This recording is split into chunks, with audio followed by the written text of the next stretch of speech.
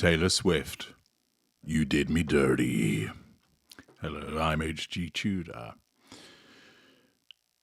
More information has come to light which provides further opportunity to understand the behaviours of Taylor Swift. This time it comes courtesy of radaronline.com. As always, I leave it up to you to determine the veracity of the material. What I'm going to do is translate it for you, interpret it, to help you understand the way that a narcissist behaves. The title tells us Olivia Rodrigo wrote new song Vampire about Taylor Swift after being left heartbroken by ex-pal, sources claim. Now, pausing there, it's often the case that narcissists are compared to being like vampires, often referred to as emotional vampires or energy vampires, because we feed on the emotions of others. And to some extent, there is some force in the suggestion. It would appear here that once again a victim of a narcissist finds herself on the receiving end of behaviour that she likens to that of being the victim of a vampire, and turns to a public platform to state as such. Furthermore, note the reference to this individual being heartbroken as a consequence of the loss of the friendship with Taylor Swift. Olivia Rodrigo would hold the position of a non-intimate secondary source within the fuel matrix of Taylor Swift, either being an inner or outer circle friend.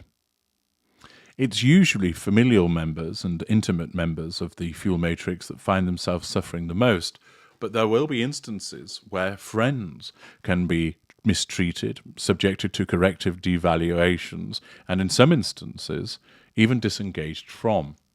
We will read on and learn more about the behaviours that have taken place.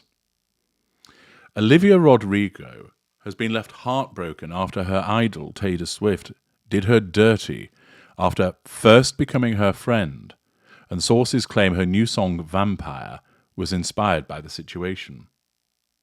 Sources close to the situation tell Radar Online that Olivia, who was once a hardcore Swiftie, has soured on the bad blood singer.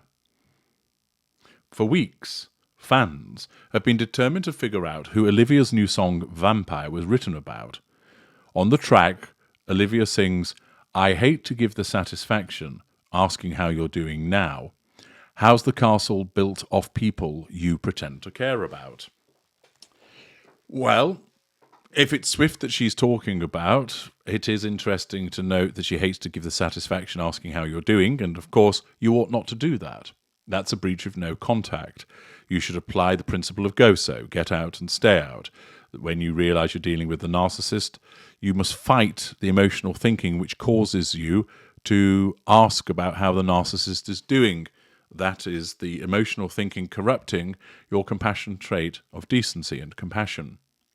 The fact that she makes reference to how's the castle built of people you pretend to care about demonstrates the fact that if she understands Swift correctly, then she recognises that she doesn't truly care about anybody, and it is just a pretense, which, as you know from my existing work about Taylor Swift that has identified that she is a narcissist, it is the case that she pretends to care about people.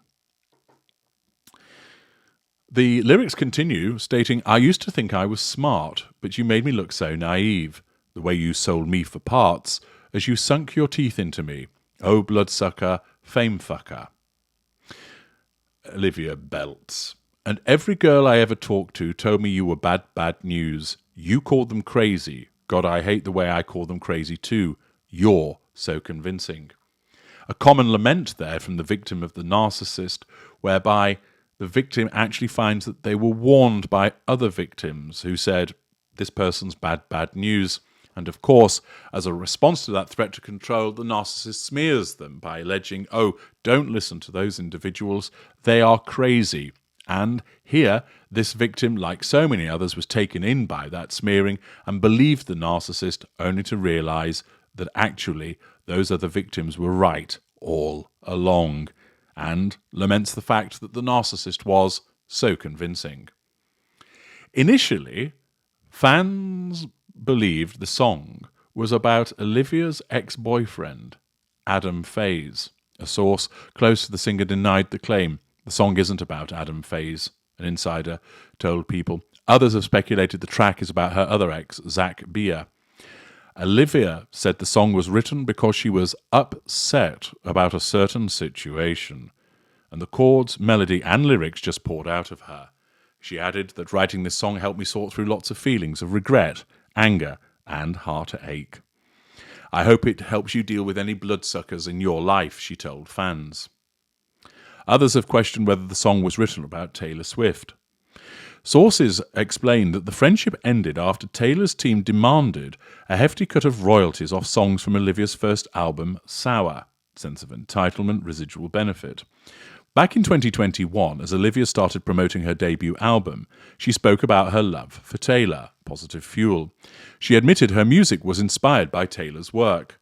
As Olivia's career took off, Taylor publicly praised the new artist for her success, flattery, assertion of control. The friendship grew stronger, with Taylor even buying Olivia gifts, bribery, assertion of control, including a ring. The two met in April 2021 at an award show and were all smiles and a backstage photo. Things took a turn once Olivia's album was officially released, sources claim. On the album, Olivia had a track titled One Step Forward, Three Steps Back that featured an interpolation of Taylor's song New Year's Day. An interpolation is not a sample, but rather it means parts of Taylor's song's composition were re-recorded and turned into something new. In this case, Olivia took the chords from New Year's Day and sang a verse and chorus she wrote over it. The interpolation was approved by Taylor's team, and Olivia even credited Taylor and her co-writers on the track. Positive Fuel. However, weeks later, Taylor was added as a writer to Olivia's other song, Deja Vu. According to sources, an interpolation of Taylor's other song, Cruel Summer, was also used in Deja Vu. Sources claim Taylor's team requested additional royalties. Another source refutes the claim Taylor's team asked for these additional royalties. Now, there may be an argument that she's entitled to them because it's using her music. Nevertheless, if it was the case that a demand was made for them, this exhibits a sense of asserting control through making this demand. Later, Taylor's friend Hayley Williams from Paramore was retroactively credited as a songwriter on Olivia's other hit, Good For You, because of alleged similarities it shared with the band's 2007 song Misery Business. As a result, Olivia had to give up millions to Taylor, Hayley, and the other writers. Olivia is heartbroken and can't stand Taylor because Taylor did her dirty, the source said. Last month, Taylor fueled rumours of a feud with Olivia by bringing singer Sabrina Carpenter on as the opening act for her Eras tour. Olivia and Sabrina have beef after dating the same man, Joshua Bassett. Triangulation. Other artists who Olivia was influenced by have defended her. Rock star Elvis Costello spoke out after Olivia was accused of copying a guitar riff of his. This is fine by me. It's how rock and roll works. You take broken pieces of another thrill and make a brand new toy. That's what I did.